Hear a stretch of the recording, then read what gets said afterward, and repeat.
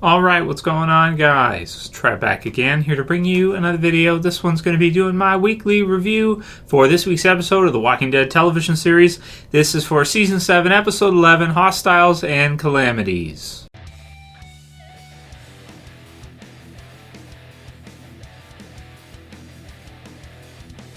And spoiler warning, if you guys have not seen this episode yet, you want to watch it before you watch my review.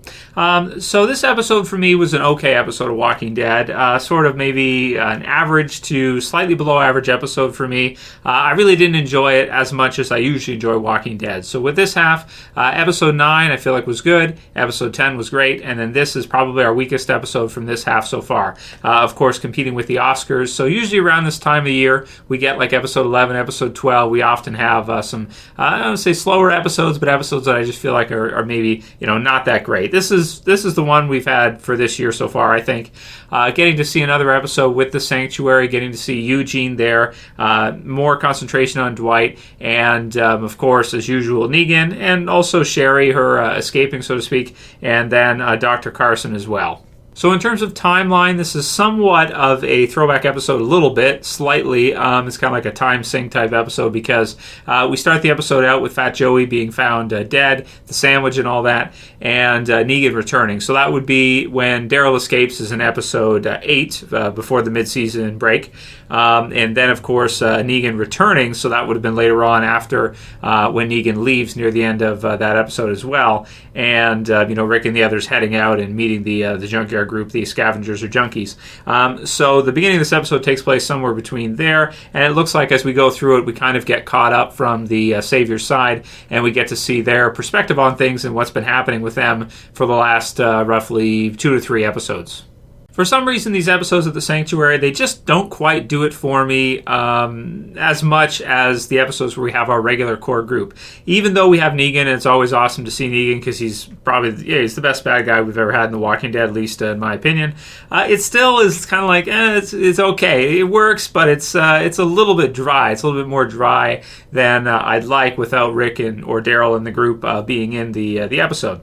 So this one, it's okay. It's got some good things about it that I did like. I did like to see kind of the twist in it. That Dwight kind of throws Dr. Carson under the bus, so to speak, and points the blame at him. Also that he lies about Sherry, that he tells everybody that she's dead, and that he went after her, he did find her and killed her.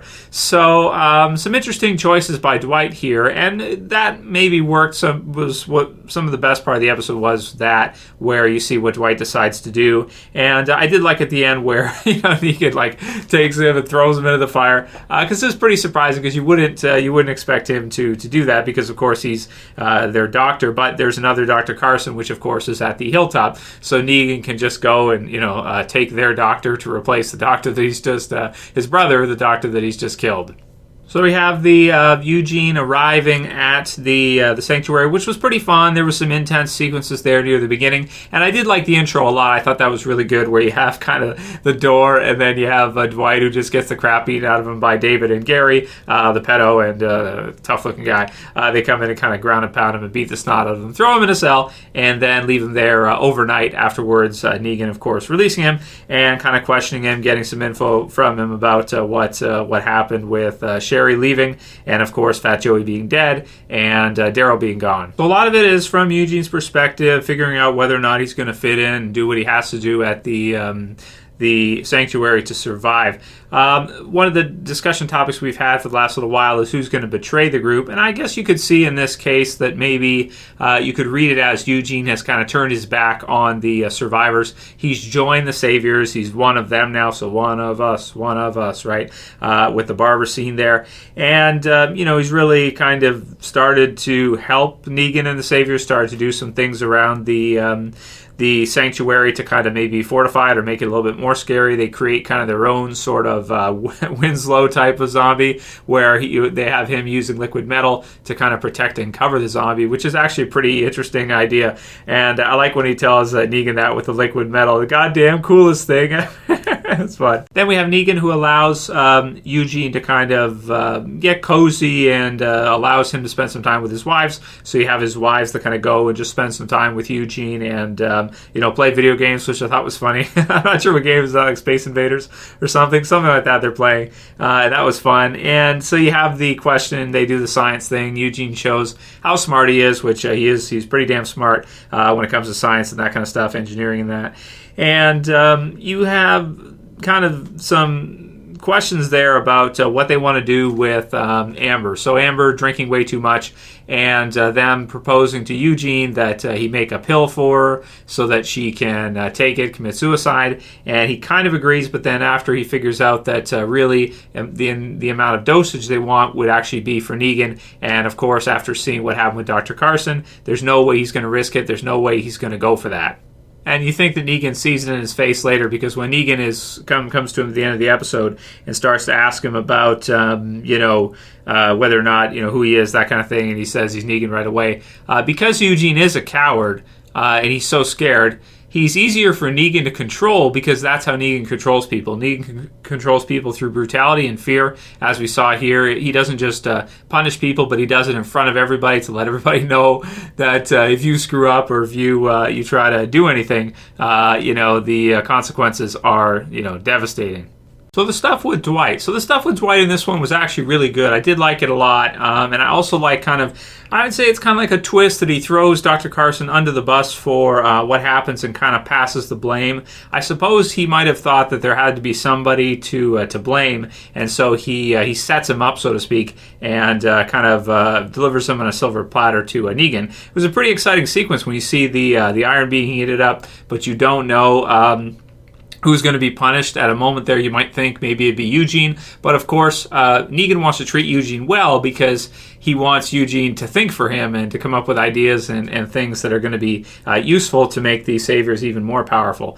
We also got a good kind of look at the amount of people that actually live at the sanctuary, and from the looks of it, they have workers as well too. They don't just have fighters. So even though Rick and the others have kind of added on the junkyard group, it looks like maybe Negan and the Saviors still have the edge in terms of numbers. It looks like they still have probably more people there, more people that are capable of fighting or at least working than Rick and the others currently have, even with the junkyard, Alexandria, the Hilltop, and the Kingdom all put together. For Dwight, I still don't like Dwight because of what he does here, and he kind of does it, absolutely stone cold. He just goes through with it, serves Dr. Carson up to him, and of course after he's killed, just kind of like he's just kind of there, right? He's existing, but is it living? And I do like the line where we hear kind of the voiceover from Sherry, the actress who plays Sherry, about kind of values and whether or not it would be worse being alive at the sanctuary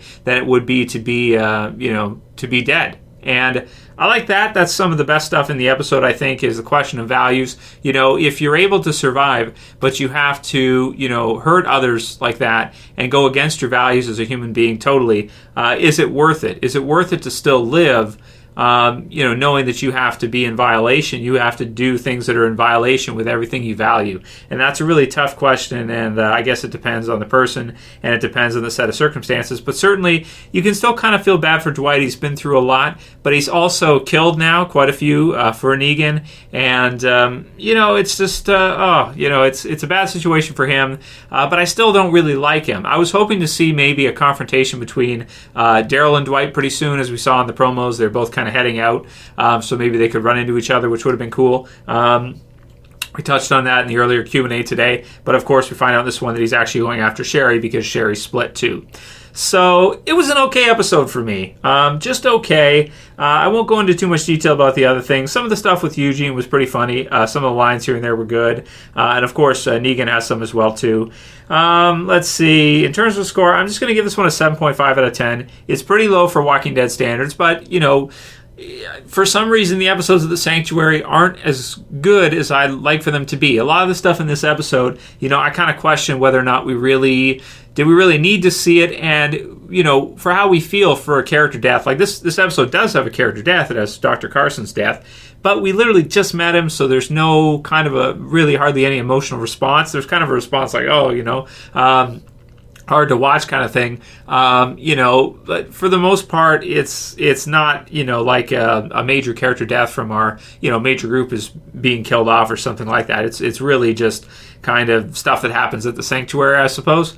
So an okay episode for me. Am I disappointed? A little bit disappointed by this one. But it wasn't terrible or anything like that. It was just okay. And in terms of emotions for me, that scene being the highlight of the episode, probably, where Negan kills the doctor and kind of being brutal. And for me, it kind of made me hate Dwight even more than I already did, because it's like he's totally sold out on his values. And then when we see more of his backstory here, and we get to hear more from Sherry about their life prior, it's kind of like, and even she knows that he's totally different person now, and she holds herself accountable for who Dwight has become. But even she doesn't trust him enough to go back to the spot and wait for him, because she knows that he's more loyal to Negan now than he is to his own wife, to her. And I feel like that's kind of tragic. So I feel like Dwight is a tragic character. I still don't like him, though, because I can't 100% say that he's a victim of the circumstances and the world. I don't really like victimhood. There are people that are victims, but when you go into victimhood and you have the mentality of a victim, you give up all your power over your life to other people. And granted, they went back. She talked him into it, but he could have put his foot down and be like, no, we're not going back there no matter what. I don't care. Whatever we have to do, if we die out here, so be it. And just be strong in that way, and not be so cowardly as to go back to Negan, take the punishment and then live out there. Just take it on the road and see what you can do. And if a zombie gets you, so be it. But at least you lived your life, in accordance with your values, in accordance to who you are as a human being, and not sold out like that. Not sold out in that way to where, like Dwight has done, even to the point where his own wife in regular life, now I suppose one of Negan's wives, so to speak, kind of, doesn't even trust him to protect her anymore.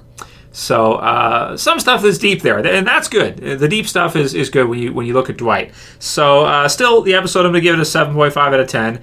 Not terrible, but a little bit dry. For casual viewers, I don't know if they like this one as much.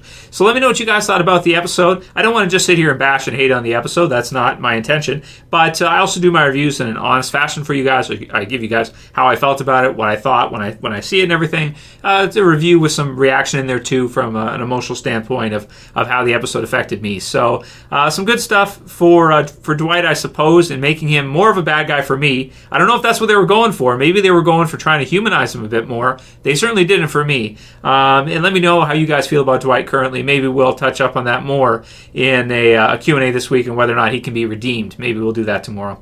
So let me know what you guys think. If you like this video, please thumb it up below. You can also share, you can favorite, and if you're new and you want to subscribe, you can subscribe at the bottom left. That's it for this video. See you guys again in about an hour for the predictions for next week's episode. Next week's promo actually looked pretty good with the carnival. It looks pretty cool. And I did see Better Call Saul is going to premiere Monday, April 10th. So that should be fun. We'll do reviews of that when that returns. It's Trev, same piece. See you guys soon. You better subscribe.